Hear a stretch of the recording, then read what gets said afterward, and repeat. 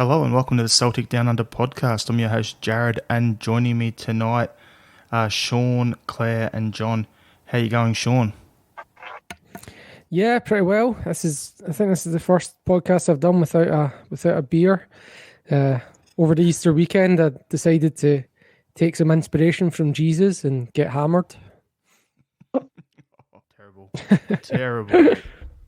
Absolutely. I've been sitting on that for days, man. Absolutely terrible. It was that bad I almost just threw my mic off the desk in disgust. How are you, John? Yes, I'm well. Just come back from a little work trip in Tamworth. Don't know if anybody knows where that is. And I managed to pick up an Australian malt whiskey, local distillery. And it's amazing. So cheers. Here's to me drinking and you not, Sean. Is that from Tassie? No, it's not. It's from New South Wales. So, I thought you were going to say you got yourself some cowboy boots and learn how to boot scoot, mate. But, you know, not the whiskey. No, right? Yeah. Do a sherry. Yeah. And how are you, Claire? I'm well, thank you. Yeah, very good over here.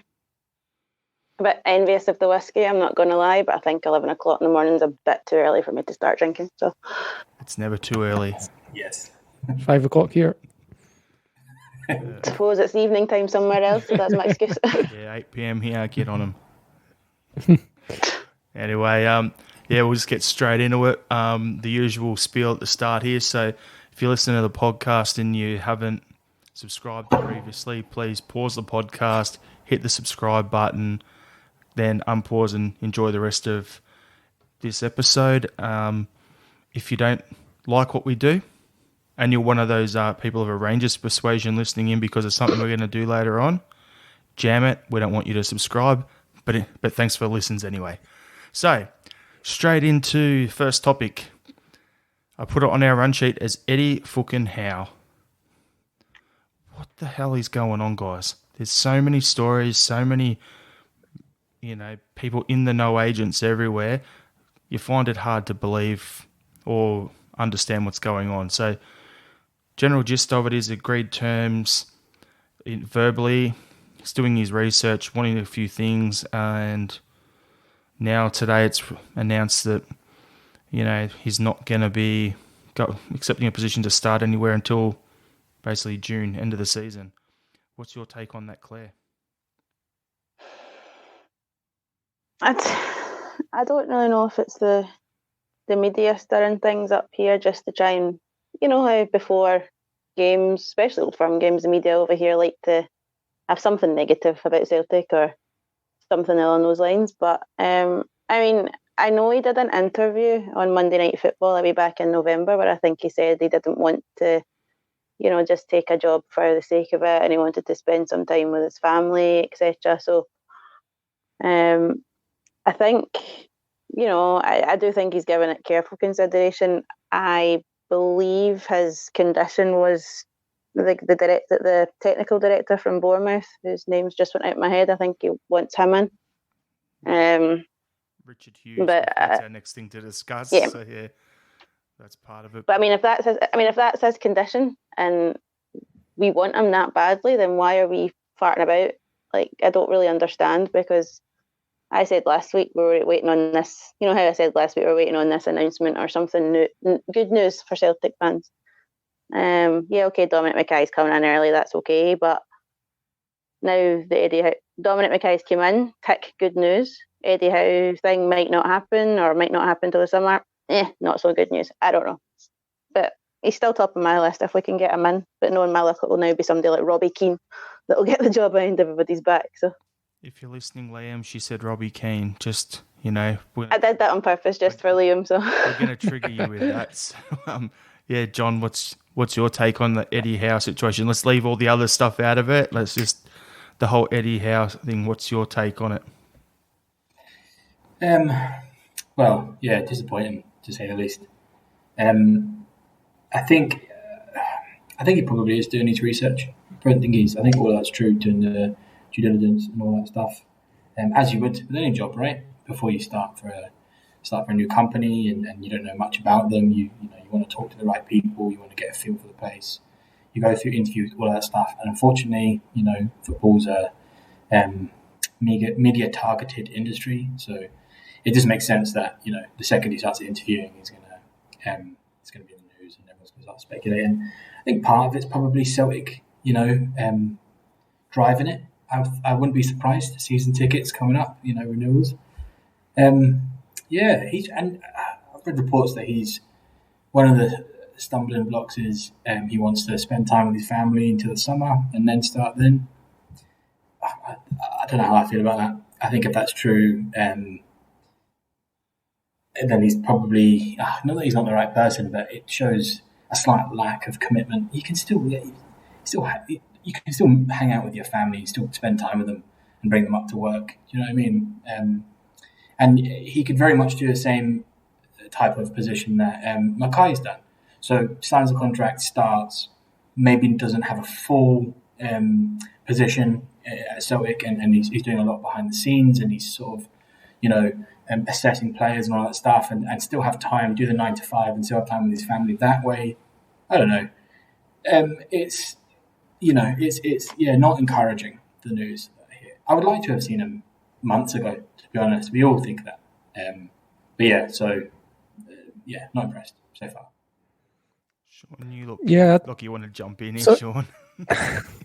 Yeah, there's a couple of things there. There's a few ways to look at it, really. In terms of, I read the things that you guys are talking about as well, the family time. And I actually took that as like, that's not going to go well, because his family's presumably somewhere on the south coast of England.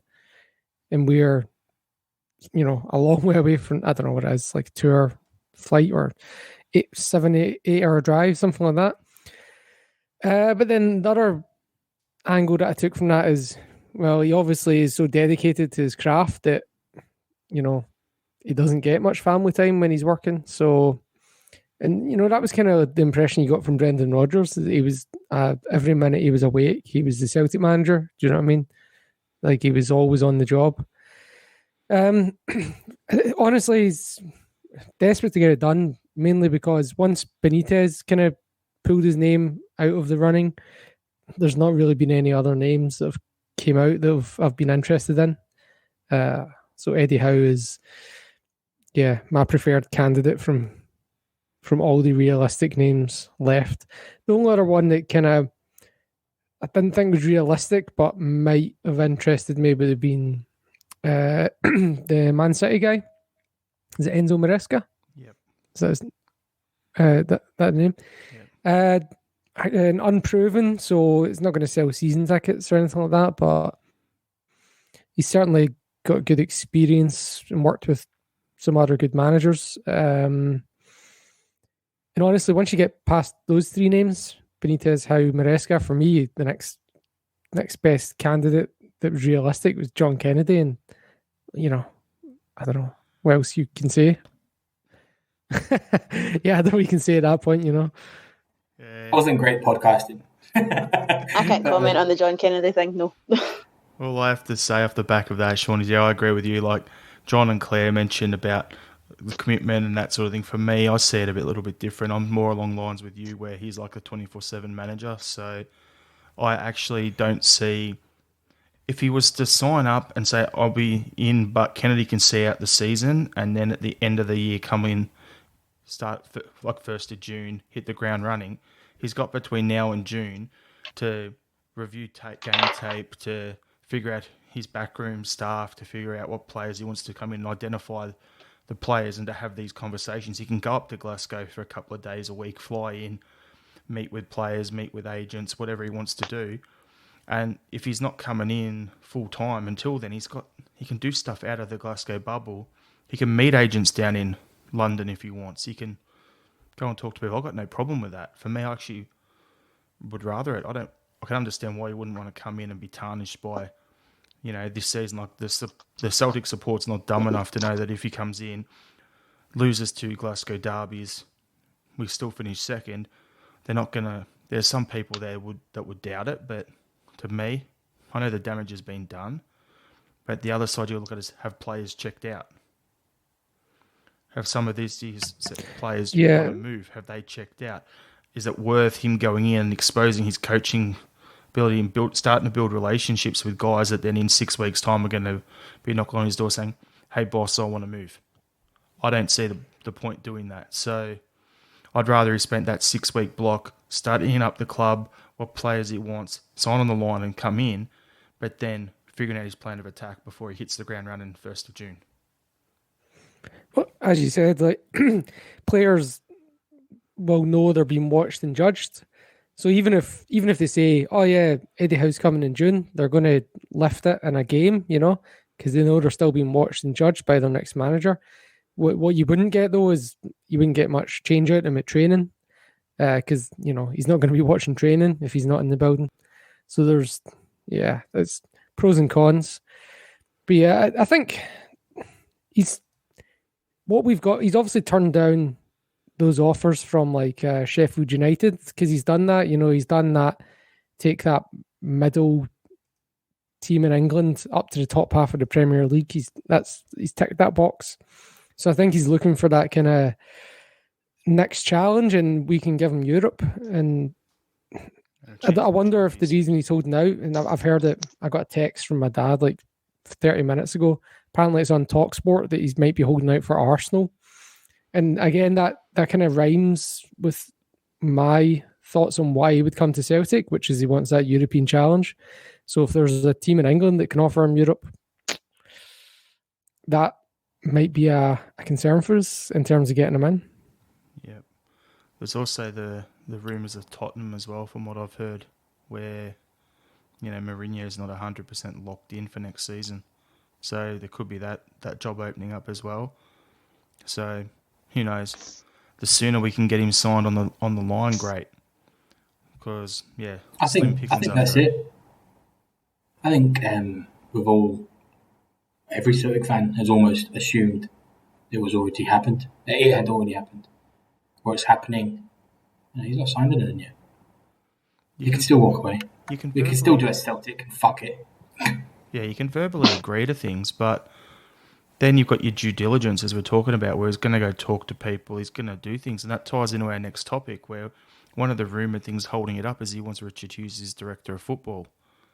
Now, for me, I've got a question to ask you is, in what job do you get to select your boss? Because the way it always works is it goes board, director of football, head coach / manager in this sort of setup. So that'd be like me going into a new job and saying, "No, I don't like the guy who hired me, sack him, I want this person to come in because I've got a good relationship with them previously." It doesn't make sense. And then on top of that, it's pretty much, from what you're led to believe, it's 90% done with Fergal Harkin coming in from Man City as a director of football. So for me, what does the club want in their director of football? Do they want to appoint Eddie Howe and give him what he wants and put Richard Hughes in that job? Or do they want to keep their own plan that they've been working to up to this point, where bring Fergal Harkin in? If you bring in a manager, in 2-3 years' time he moves on, the structure is still there, so we're not going to get another Brendan Rodgers situation where everyone up and left to Leicester and you're left with John Kennedy and Stevie Woods. That's pretty much it. I know what I'd prefer. What do you reckon, John? I think there's a degree of arrogance. Sorry. Okay.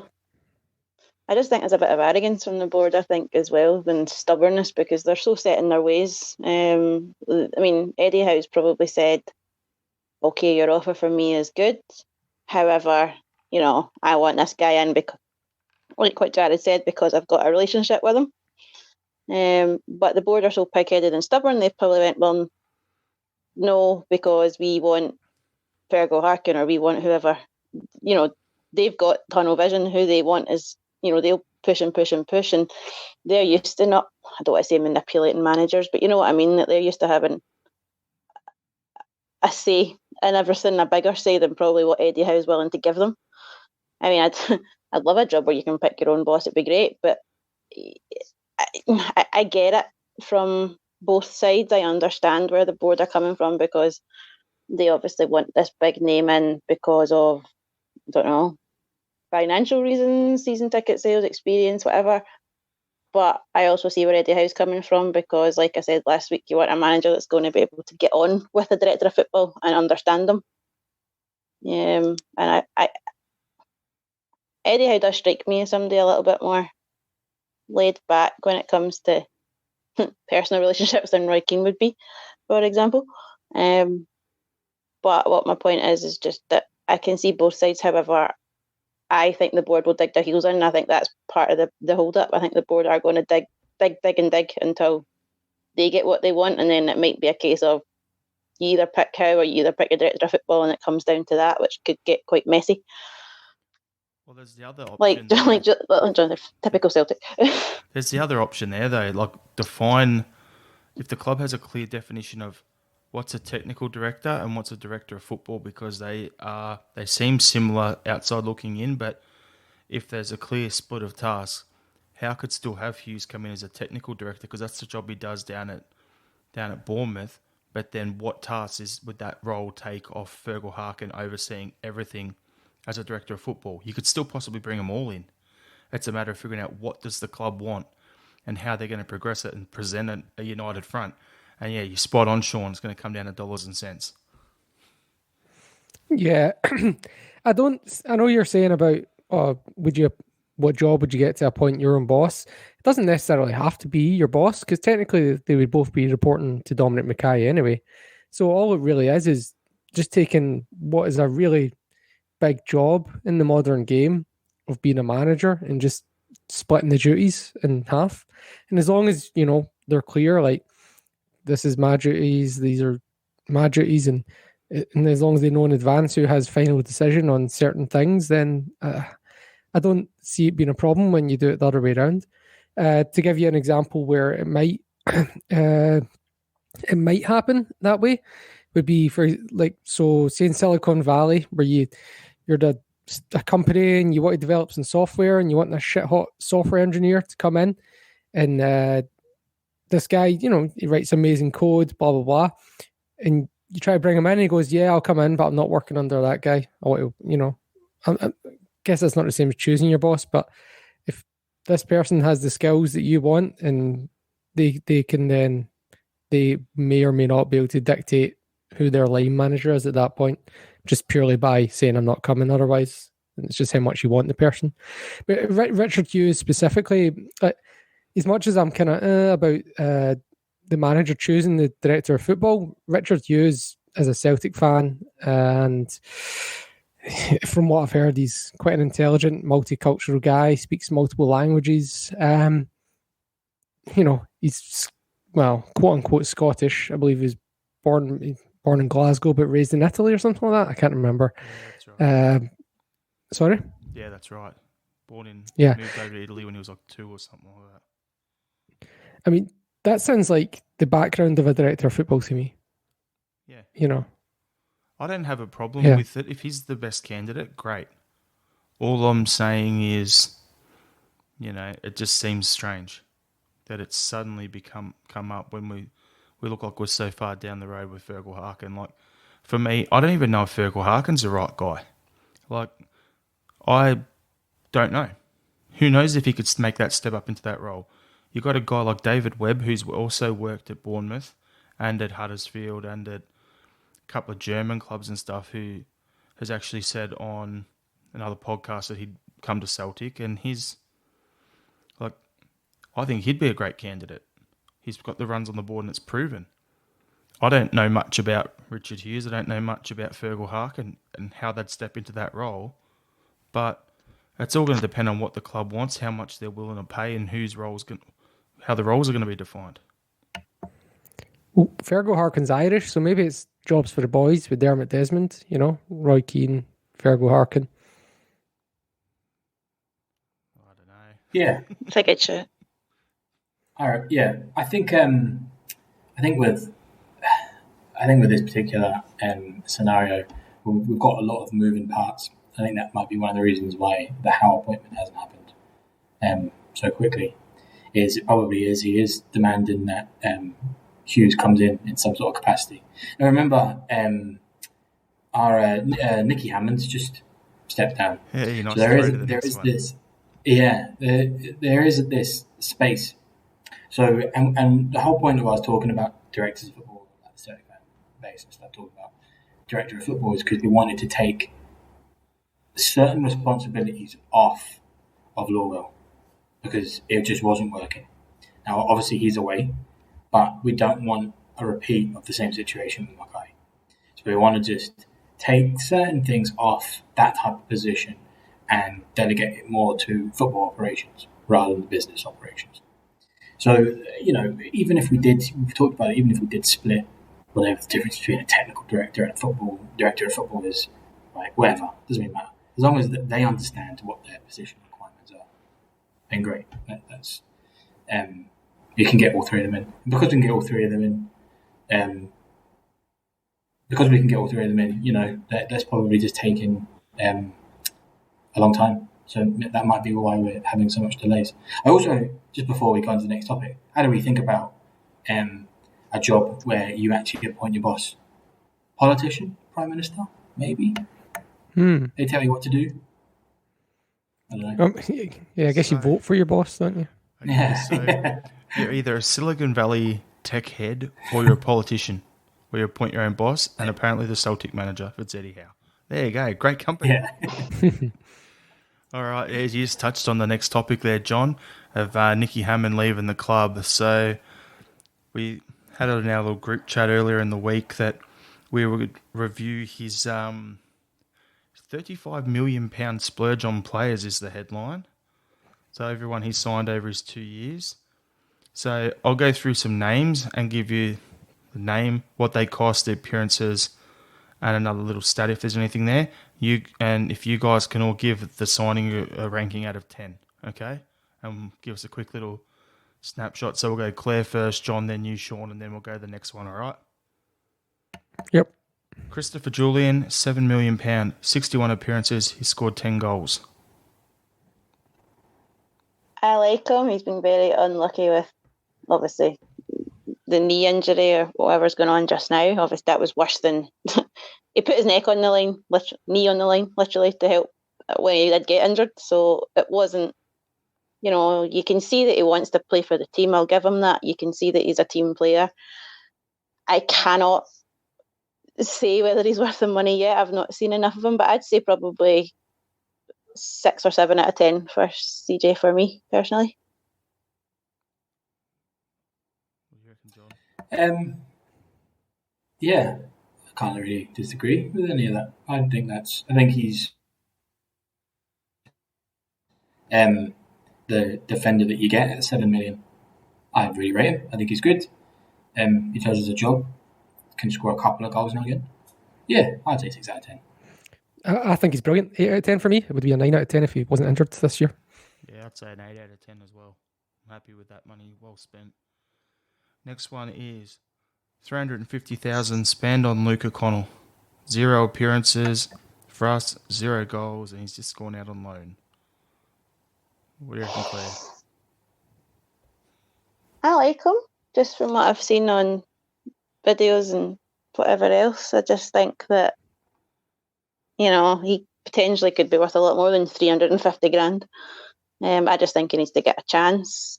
Again, probably 7 out of 10 for me, for where he is just now and what he's doing right now.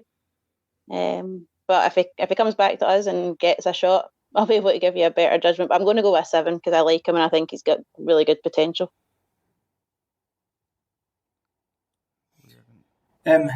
I would say that I can only remember watching him the once, and I think it was a friendly. I forget who it was, Standard Liège or something like that.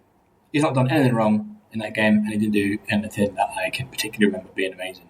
So I can't see going any higher or lower than 5 out of 10. 5 out of 10.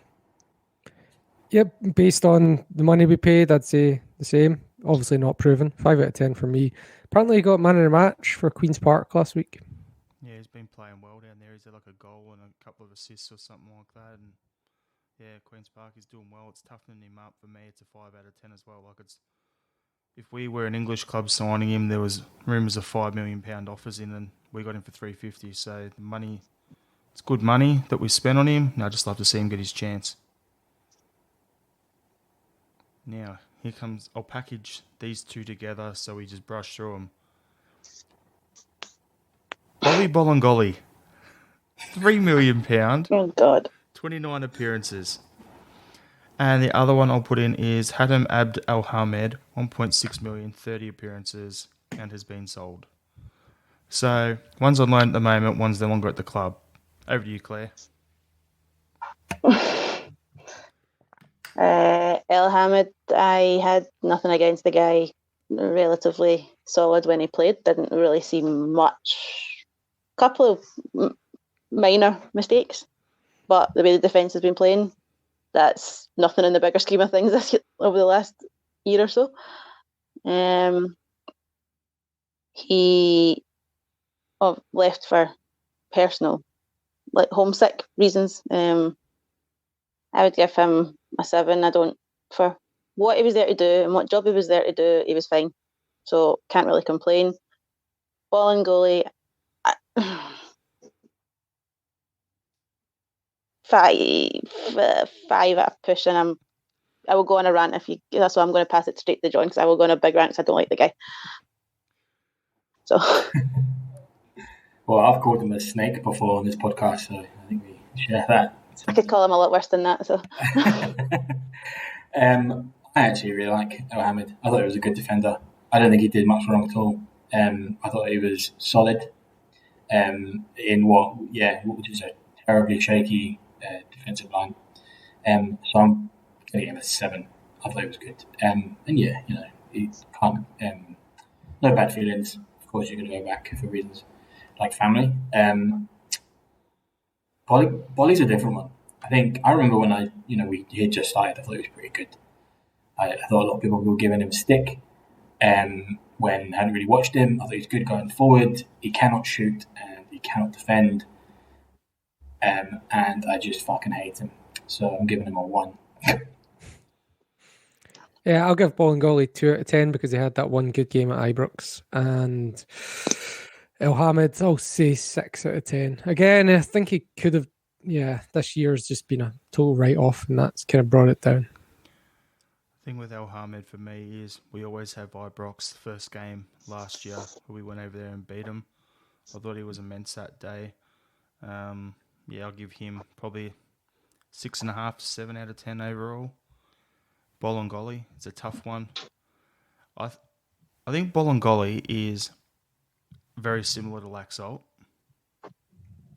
other than that Laxalt's got better hair and he's not a flog. Very true. But as a player, Bolingoli, I'd give him a 6 or a 7. As a man, for what he did to the club, I'd give him a -50. Absolute scum.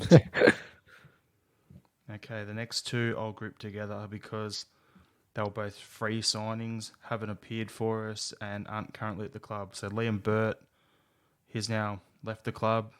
He was a free. And watch your space, Jonathan Afolabi. You, Claire. Boy. I claimed him day one. Sticking with it. I haven't seen enough of Liam. Didn't see enough of Liam Burt. Can't really pass comment on him. The other one, I agree. Watch this space. I think there is potential there, but I haven't seen enough of him. I'll go with a 5, raising to 7 or 8 if he gets a game. I haven't seen either of them. I have no idea what they're like. I'm just going to give them both 5s. Done no wrong, but not done anything out of there. So 5 out of 10 for each. I've seen them play in a couple of reserve games, and they don't really look up to scratch as first-team footballers. So, not 1 out of 10 for me, both of them. Burt looked good. I don't see either. Yeah, Bart's never going to play for Celtic because he's gone, and Afolabi I don't think he'll ever play either. Burt, the only thing I ever saw him do in a Celtic top was the training videos on YouTube. That's about it. So he gets a 1. Afolabi, there's a player there. He gets a 9.5 just because he's more. Don't agree. I claimed him from day one. Don't agree. But on current thing, he's probably a 2. Yeah, I just don't agree. I don't see a player in him, to be honest. That's all right. If anyone, We can agree to disagree. It's all good. All right, Fraser. I'll just point. Forster. I was the first person to say that Barcast was shit, so I'll just point that one out. Yeah, we know. We know. Oh no, I said that from day one as well. Fraser Forster, loan, 39 appearances, 28 conceded, 17 clean sheets. Oh, I liked him. 9.5 out of 10. Done. John, your shot. Yeah, immense. We all remember the Lazio games. How can you go any less than 9 out of 10? Just wish he would come back. Yep, 10 out of 10, but I'm not going to give credit to Hammond because that one was an open goal. No pun intended. He's signed for us 4 times now, up until this point, with 2 loans, a permanent signing, and then another loan. So, yeah, that's not a Hammond signing. That's a knows the city signing for me, but still a 9.5 out of 10. Here's a good one for you. Moritz Bauer, on loan, 13 appearances. Questionable dress sense. I'll give him that from day one. That was Come on, interesting. don't mock But Inspector Gadget. do you know, when he came in, I thought he was like going to be the same kind of character as Lustig-ish. I thought you could see the similar personality traits there. Decent enough, distinctly average, I would say. I'd go for a 5.5, 6, but he didn't do a great deal majorly wrong. He just didn't really do anything that made me think, all right, fair enough, you can stay. I don't know. I'll go with 6, 5.5, 6. Let's go with that. Yes, I think distinctly average is the best descriptor of Bauer. I'm going to give him 5.5, and 0.5 is because, Christ, he had a good throw on him, and that is it. Yep, for me, 5 out of 10, bang average. Worse than some of the loanees we've had in the past, like Andreas Hinkle, but better than some of the other ones. I'm struggling to remember the names of, to be honest, but yeah, bang average. Yeah, for me, I thought he'd come in and, he had the hair of a die-hard villain.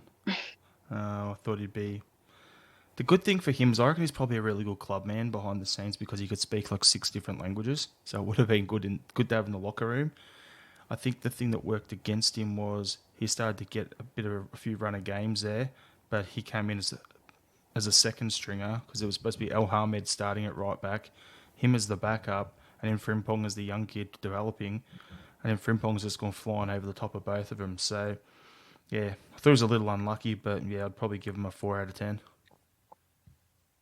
The only positive things I can remember was that Ibrox game I mentioned about El Hamed earlier. He allowed himself to get absolutely hammered, so one of their blokes, did his knee. So it was great. Was it Jordan Jones or something? Oh, yeah, that's right. That's the only thing That's right, that awful tackle, and then he got injured. That's the only thing I actually remember him being involved in on the pitch. Yeah, that's about right, yeah. Okay. Mohamed Alanusi, loan, 60 appearances, goals, 21. I like him. I think he is versatile. Like, he can play up top and slightly further back if need be.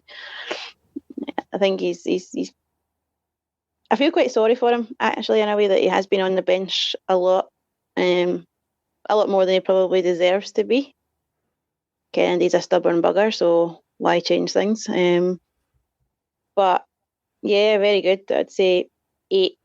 When you look at the amount of goals that he scored for us this year, just think you take them away next year, for talking sake. If he doesn't sign a permanent deal with us, you're taking a hell of a lot of goals out of that team. I don't think he gets as much credit as I think he deserves. I'm not saying he's majorly underrated or anything. I like him. I think he's skillful enough. I doubt whether you can play Christie, Forrest, and him all. I don't know if you can play the 3 of them in the one team. I'm not sure. That's my only deliverance on that one. But yeah, 8.5 for me. Easy solution, then get rid of Christie. Please, please, anybody. Shadow of the player was. Alanusi or Christie. Well, I meant Christie, but yeah, sure. I quite like El Yanisi. I think he's quite good.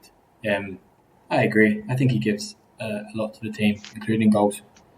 I think under the right type of management, I think he'd be a lot better, for sure. I think if we stop playing him in positions he's not very, very good at, then he'd be better. Yeah, I don't know, 7.5. I think he's worth the 5-6. Any more than that, you're probably not getting much value for money there. Yeah, it infuriates me. Like, he can terrorise teams like Lille in Europe and then bang a hat-trick against Motherwell, and then he'll just be completely invisible against Hamilton Accies or St Mirren. Do you know what I mean? It's like, frustrates the life out of me. So much ability, so little consistency. 7 out of 10, even though that's a grudging 7. I want to bring him down just for annoying me. Funny thing is, I thought I was going to be the prick here and just absolutely blast him, and then you've gone and done that. Yeah, I'm not a massive fan in that for the same reasons you said. Like in Europe, he tends to play better, where the game's a little bit slower than it is in Scotland. I think he can sometimes come across as a bit of a passenger.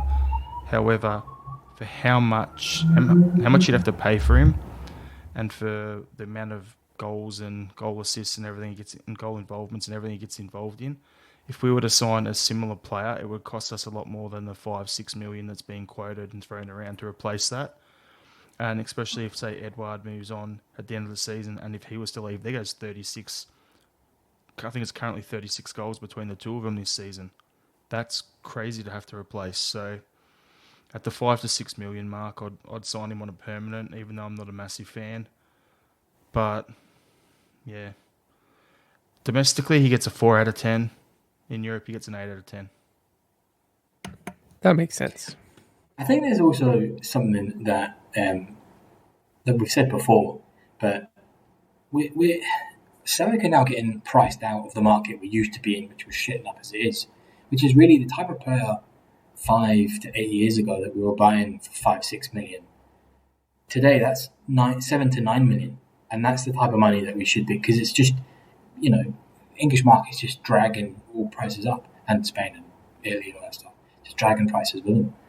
So 5-6 is probably, and an inconsistent player like El Yunusi is probably what Celtic is right now. You know what I mean? The That's probably where we're at. scary part is it's only going to get worse though with Brexit, because Well, exactly. With the players where we'd want to go to those markets and try and bring guys in to get the points to get them the work permit, it's going to be almost impossible. So we've either got to shop down in the English market, or we need to go to the other European countries that aren't part of the EU, like the Balkans, Eastern Europe, like Hungary, go sign a bunch more Swiss players, that sort of stuff. Or go grab a few of the Scandinavian ones that aren't part of it, or it's easier because there's not as many players there. They tick the boxes on the internationals to get the permits. It's going to be tough. So, yeah, you're right. There's that list though, isn't there? The money. There's that list of all the other countries internationally, which we can go to. Australia is one of them. Yeah, but work permits will be a thing. But if the thing we're hearing about at work is like similar to an EU, like a open borders thing for Australia, Canada, the UK, and there was one other mob. I can't remember where it was now. I think it was India or something like that. If that all opens up, well then it'll be easier for Australian players and that to get over there. So basically the Commonwealth countries. Anyway, on to the next one. Greg Taylor, 2.2 million, 43 appearances. Unsure. I like him. I think he's solid enough.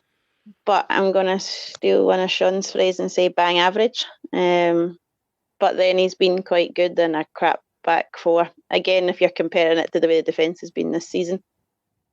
I personally prefer Laxalt to Taylor.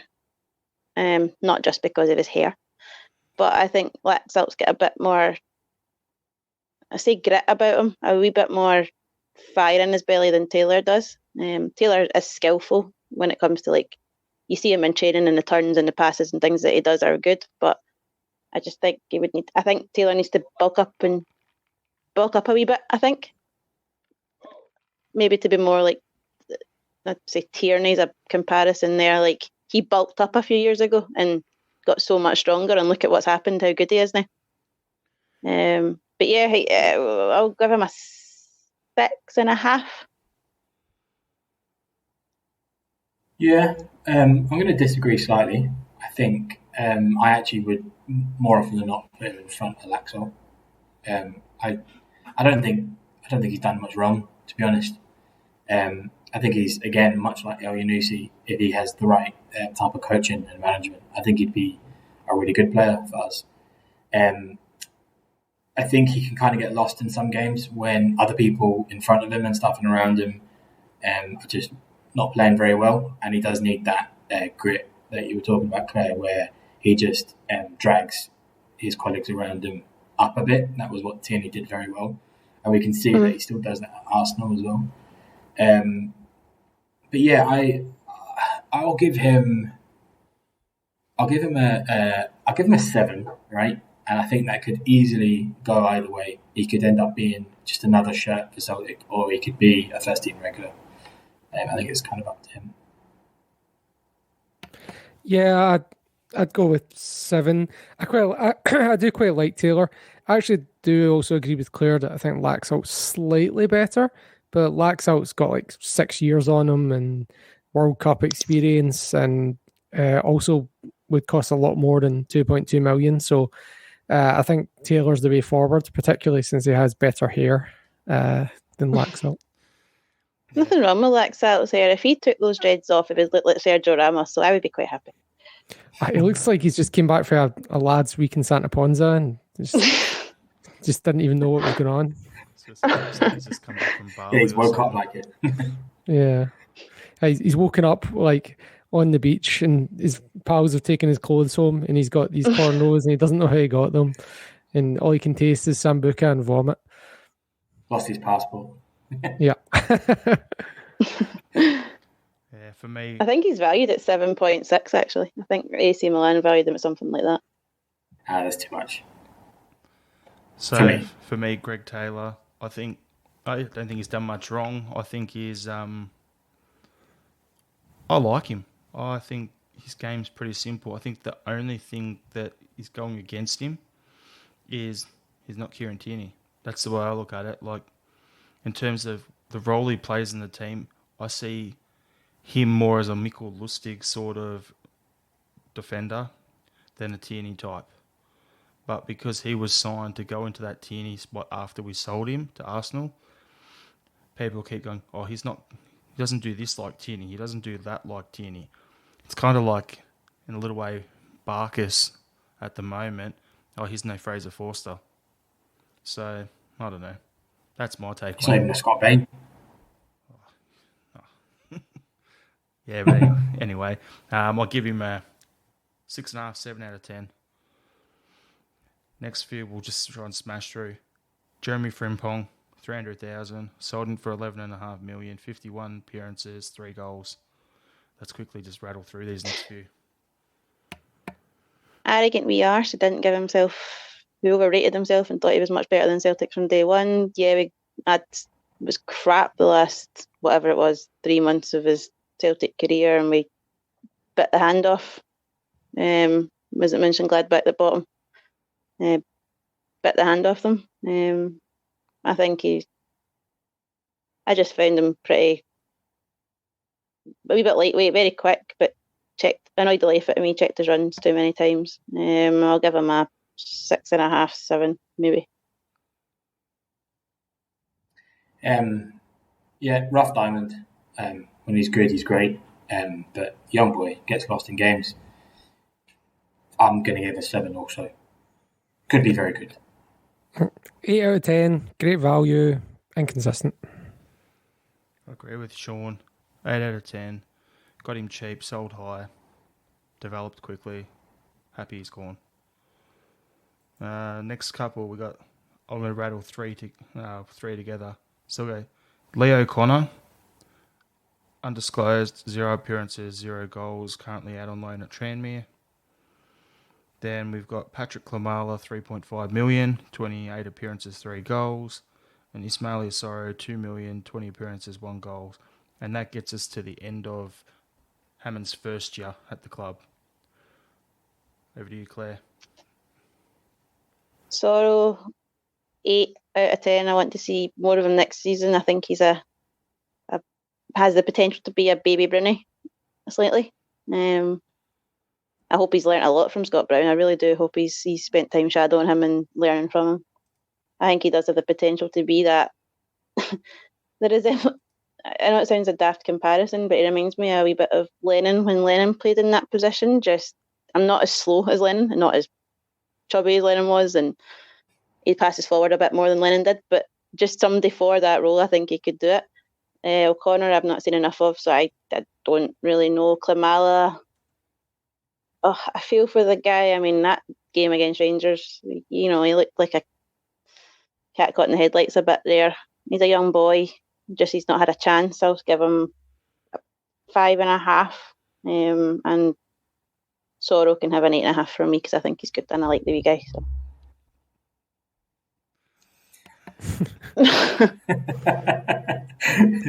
Yeah, that was me laughing at Jarrod's joke on the screen there, guys. Just so you know. Yeah. Not just how ridiculous my comment was there. Sorrow, I think he's going to be great for us if we play him in the right position. 8 out of 10.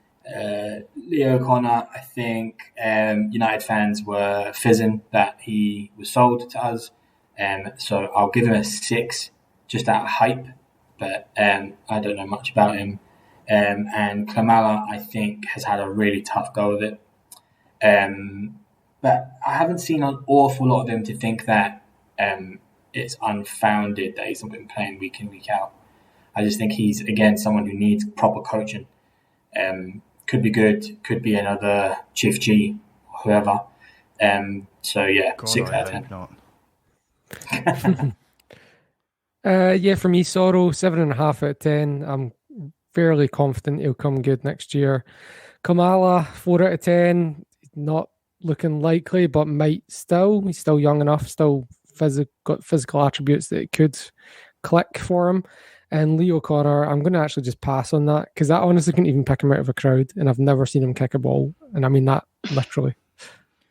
All right, so with Klimala, I'll give him a 5 out of 10. What I think he needs is a season out on loan within Scotland to get first team football in the Scottish Premier League to get up to speed. But I think he's one for the future. He's still got a talent there. Sorrow, ready to go. He gets a 7.5, 8 out of 10 for me.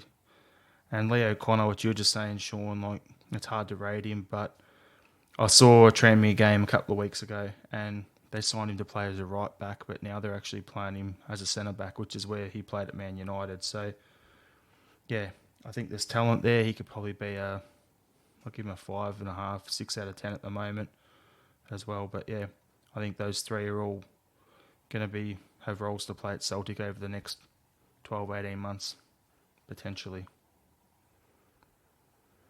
All right, so we'll try and smash through this season's ones because there's not as many, so I'll group them together again. So Barkas, 5 million, 20 appearances, 21 goals conceded, 9 clean sheets. Ayeti, 5 million, 28 appearances, 6 goals. 4 or 5 of them were in his first 6 games. Turnbull, 28 appearances, 7 goals. Over to you, Claire. Turnbull, 8.5. I like him. I think you can build the team around him potentially. I need to figure out why he gets subbed so much at quite early doors. I mean, he's not old. He's not an old player. He's a young guy. So is it tiredness? Is it a fitness thing? I don't know. So yeah, he can have 8.5, 9 from me. Tweedledee and Tweedledum can have 2 each because I just don't like them, the pair of them. I give Ayeti a little bit more credit than Barkas because I said last week Barkas looks like a midfielder that's been put in goals when you have no subs left. It's like one of them kind of players for me. But I like what you guys were saying about better coaching. Maybe Ayeti could come I want to say come good, but become average under a better coach, and then potentially become good if he gets his head in the game. So yeah, I'm still going for 2 or 3 for both of them. So they've not done enough to warrant any praise from me yet. I think everyone but Turnbull deserves a 3. I think they're all they could all be punted, which might be difficult if we signed a few of them. I think Turnbull. I'm going to be slightly controversial. I think Turnbull's got a bit of a mistake in him. I don't think he's quite there where he's an absolute surety to be in the first 11.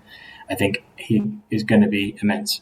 I think that's just going to happen. I think something's going to click and he's going to be unplayable. And we'll probably sell him the next year for 25-30 million. So yeah, I'll give him an 8.5, but I still think he's got a mistake in him, but he's not by any means a perfect player. Yeah, I'll start with Barkas, so I'm going to give a -1 out of 10. He is an absolute salad of a goalkeeper. He has lettuce leaves for hands and a cabbage for a head, and I start working my way through the rest of the vegetables to create that monster. Especially considering what we paid for him, Barkas can leave as soon as possible. Ajeti, I see something in him. I think if we could mash Ajeti and Klimala together, we'd have some player. But unfortunately, that's not how it works. And try to find the system to accommodate, one or both of them is proven difficult. So I'll give him a 5. And Turnbull could be the next big thing. I think he's better than Christie and Armstrong, who came before him. I agree with what you're saying about the fitness thing. It's a weird one, and I feel like I have to trust the people that are looking at his GPS and heart rate data, that they know what they're doing. And yeah, as you say, Claire, I wonder what the reason is. Is he just covering a lot of distance? And that's 10k. I don't know. Look at McGregor. He's played nearly every game this season. They don't take him off after an hour. That's just covering the same distance within a game. I suppose is what Turnbull is. I don't know. I don't know if that's what it is. I blame Gavin Stratton's laptop. Yeah. But honestly, let's just blame that laptop. Turnbull for me is 9.5 out of 10. The guy's got a almost unlimited potential and has been sensational since he came in.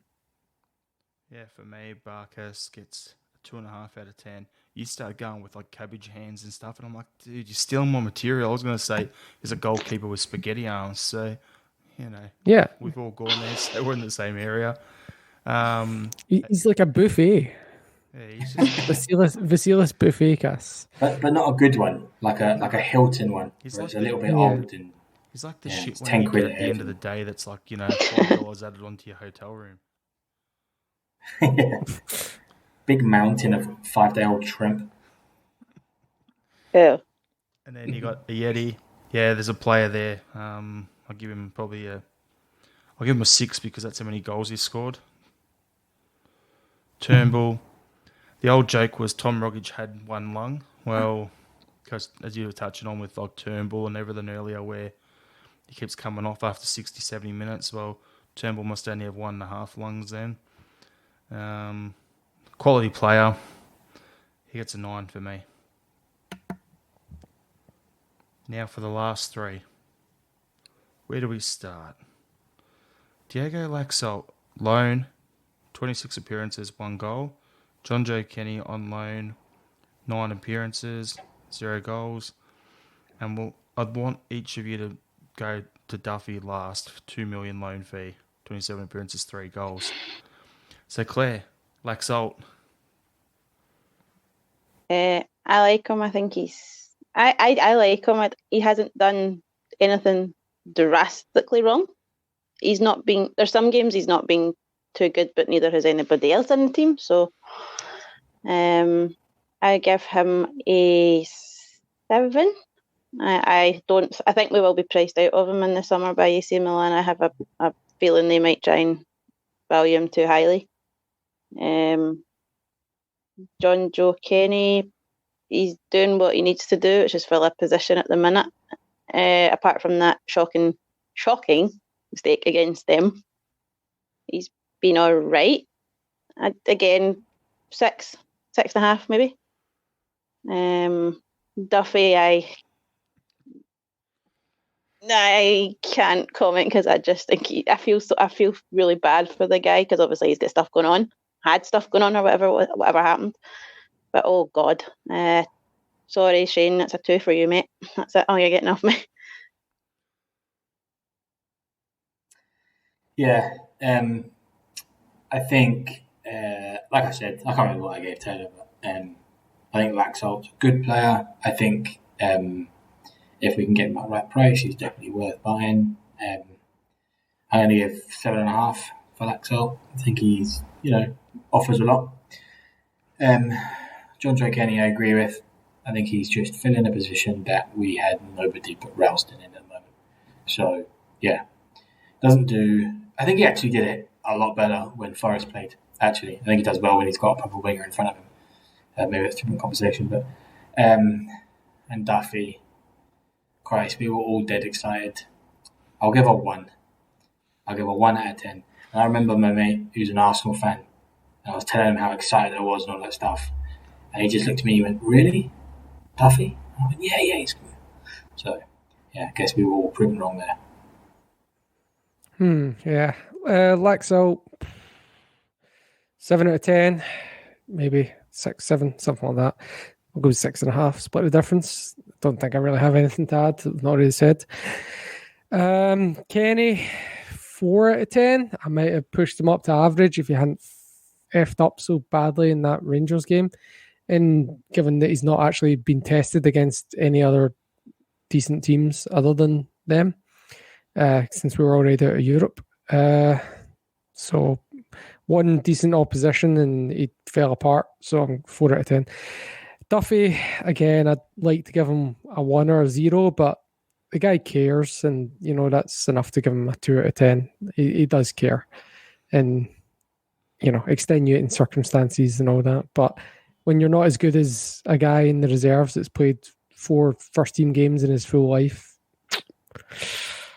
what can you say? Yeah.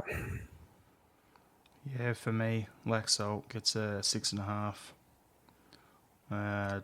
John Joe Kenny, the best thing he's got is he's going for him is his first name. That's a bloody cool name, John Joe. That's about it. He gets about a 5.5. The only thing I like about him is he gives us balance across the back. If Laxalt's playing in terms of the same balance we had with stay-at-home right back, attack-minded left back. So the Lustig, Tierney sort of dynamic at the back there. Shane Duffy, massive disappointment. I'd still give him a 2 or a 3, but that's only because I was that excited for him that I said to my missus, he gets in here, I'm going to get Duffy and whatever number he has on the back of the home shirt this season. Thank fuck I didn't buy the home shirt. Yeah, so dodged the bullet there because that would have been awkward to have to wear the CSCs this season if we're able to get into them. So, yeah. Anywho, so off the back of that, Nicky Hammond's recruitment overall, what would you guys give it out of 10? 4. 5. Yeah, I'd probably also give it a 4. Very much for the future. I don't know if they're going to be any good or not. Very much for the first team. I'll say a 3 for the... Too many loans. Yeah, sorry. That's what I was going to say, John, a 3, because there's not a lot of forward planning. There's a lot of young kids who we probably won't see make the grade. There's a lot of loans, and then the permanents we did do, especially this season, we've wasted money on. Like if you were to add £3.5 million on Klamala plus a Yeti plus Barkas, there's £13.5 million. That's basically what we got for Virgil when we sold him. If you look at it that way. Not good enough. Yep. All right, we touched on it earlier. Don Mackay to start at Celtic on the 19th of April. Law will stay on as a CEO until the 30th of June. I like that bit of news for the girls to get his feet under the desk, get a bit of experience, see the way Law does stuff, and then make whatever changes he wants once he's out the door. What's your take on that, Sean? As long as I don't really have too much to say on it, to be honest, because I don't really know him very well. My only concern is that he doesn't pick up any bad habits from Peter Lawwell. So as long as he, yeah, fair enough, have a good handover, blah, blah, blah.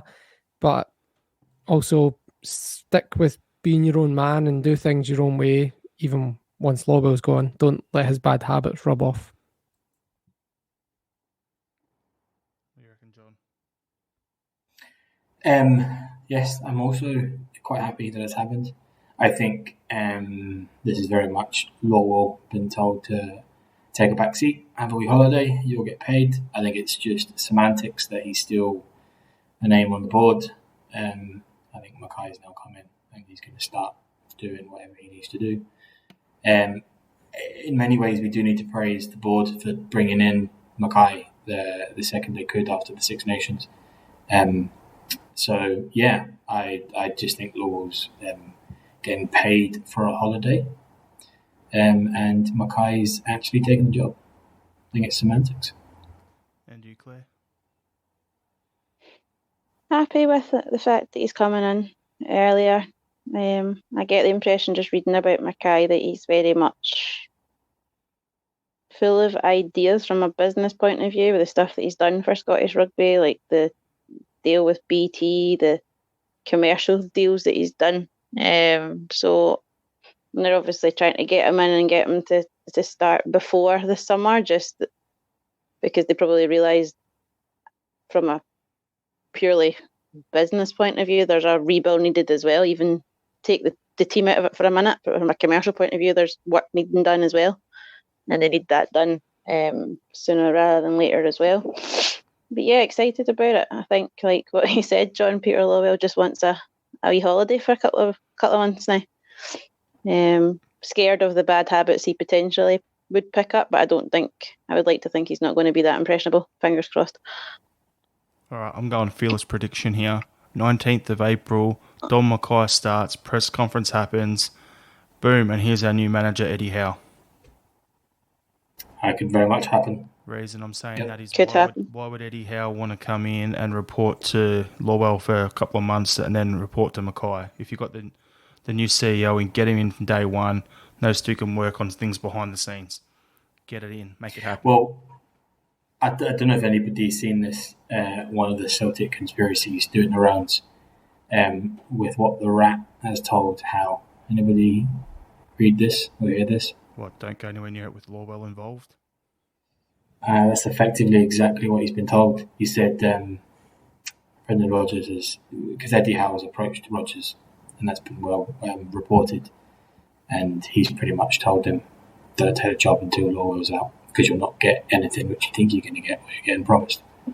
So, yeah, I think that's quite possible. There we go. Okay, so Celtic 3, Falkirk 0, Scottish Cup. Another game where not much happened for ages. We ended up scoring goals in a bit of a blast of them there, 3 and not long. It's not much. It was good to see Jamesy back out there for me. That was pretty much the highlight of it. Got a good run into his legs. And off the back of that game, we've been drawn to play the Huns in the next round. What's your take on that, Sean? Yeah, now, the game was much in the mould of the previous few, where we have lots of shots and not a lot of goals.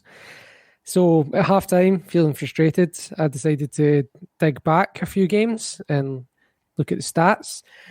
And I found this rather interesting stat.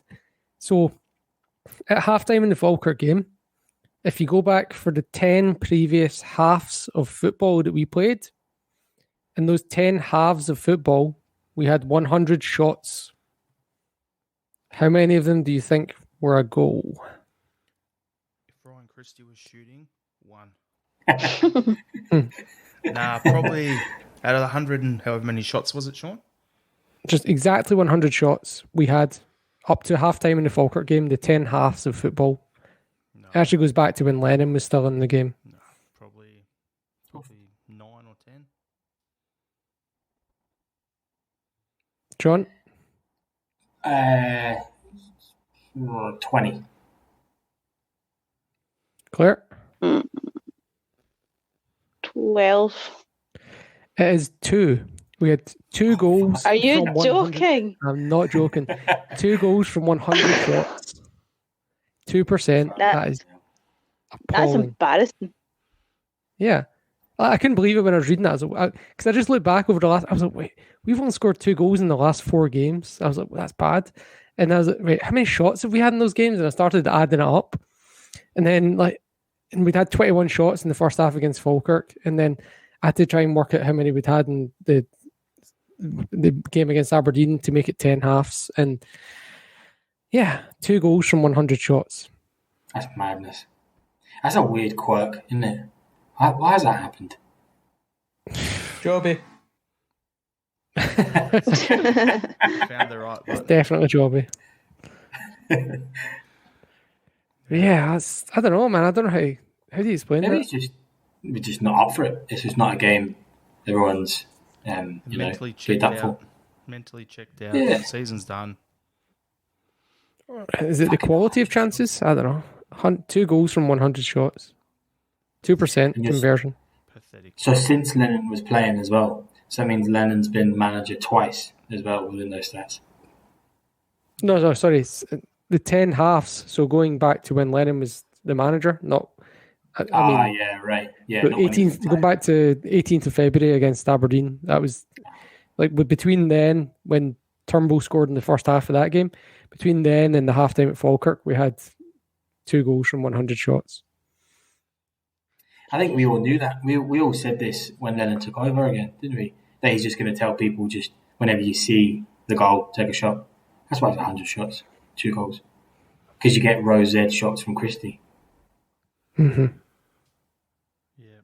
So we'll duck onto the next game then. Celtic versus Livingston on the weekend. Is anyone actually give the slightest little shit about that game coming up, or are you just wanting to wake up one morning or see a tweet or something saying that managers appointed, blah, blah, blah? Because for me, I'll watch the game, but I'm not going to get up at stupid o'clock or stay up to watch it. I'll just watch it the next day. What time's it on? 3 p.m. on Saturday, I think. That'll be up. I have no idea what time it is in Sydney. Yeah, I think that'll be a watchable time for me. I'm just trying to check it. My 9 advert hours started now, playing on my phone. That's right. That's what we're all doing. 10 I think o'clock. it's 3 o'clock on Saturday. Yeah, 10 o'clock for me, Perth. I'll watch that, yeah.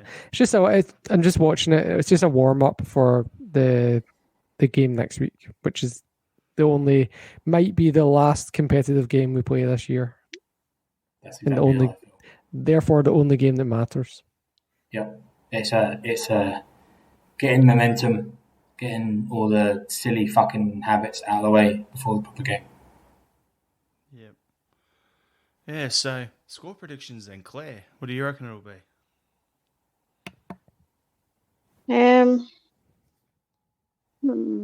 2-1 Celtic. Well, we're sure as Aye. shit going to give away a goal. Yeah, damn certain. I nearly said 1-0, then I realised who I was talking about, and I thought, no. I reckon. I don't think Livingston is going to score more than 1. I think we might score. I'm going to say 4. Fuck it. I'm going to say 3. But I'm going to say 4. Get a momentum going. 4-1. Yeah, Livingston are in really poor form, so I actually don't see them scoring. But I also do see them parking the bus. So at best 1-0, but I think more realistic, 1-0 or 0-0. I'll stick my head out with 1-0. It'd be depressing if you pick 0-0. Sticking your head out. I was going to say 1-1. There you go. Yeah, Livingston are in very poor form. But we've struggled with them in recent seasons, so I'm just going on that. And True. with that stat you dropped on us just before, Sean, now you've made me a little skittish here, thinking, yeah, even if we have 50 shots in the game, we might only score 1 goal. So there you go. Hope you enjoyed the podcast. Follow us on Facebook, Instagram and Twitter, Celtic Down Under. How. Well.